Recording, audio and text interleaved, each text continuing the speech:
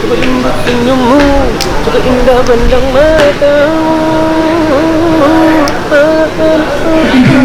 Macam tu lah, macam tu step dance dia.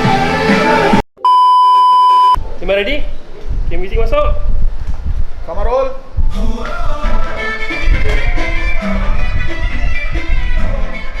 Turun.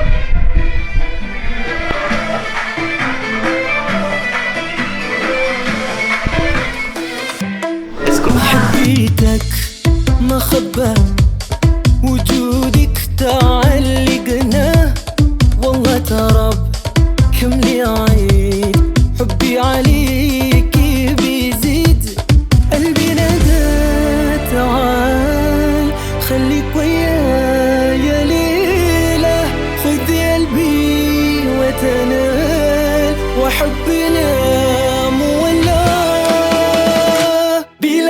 bila habibi renungku dunia rasa terhenti.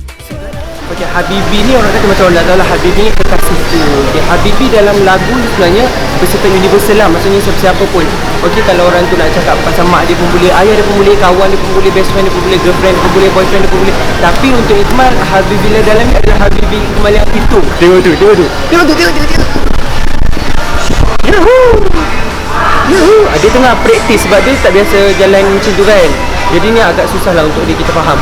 Tapi kru kat sini alhamdulillah memahami dan mengajar cara dia untuk berjalan, posing semua terima semua. حبيتك مخبى وجودك تعلقنا والله ترى كم بعيد حبي عليك بيزيد قلبي نادى تعال خليك ويايا ليلة بلا حبيبي renungku dunia rasa terhenti suaramu babayu menyapa cukup lembut senyummu cukup indah pandang matamu malam habibi bintang yang menjadi saksi cinta. Cuaca dia lah, cuacanya sangat panas. Cuaca dan makanan yang ada itu ialah cabaran terbesar untuk saya.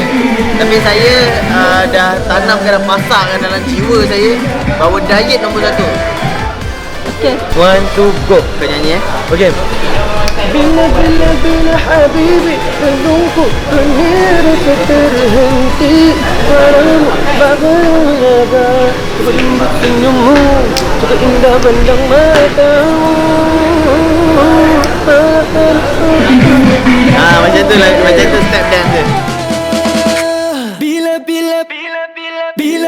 Bila habibi renungku dunia rasa terhenti suaramu babayu menyapa cukup lembut senyummu cukup indah pandang matamu malam habibi bintang yang menjadi saksi cinta ini bukan cerita. So kepada korang yang tengok ni nak tahu siapa Habibi Ikmal, korang kena stay tune, tonton MV ni, okay?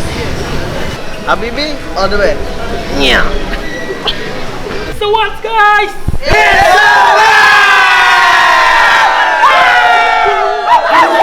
Bila habibi renungku dunia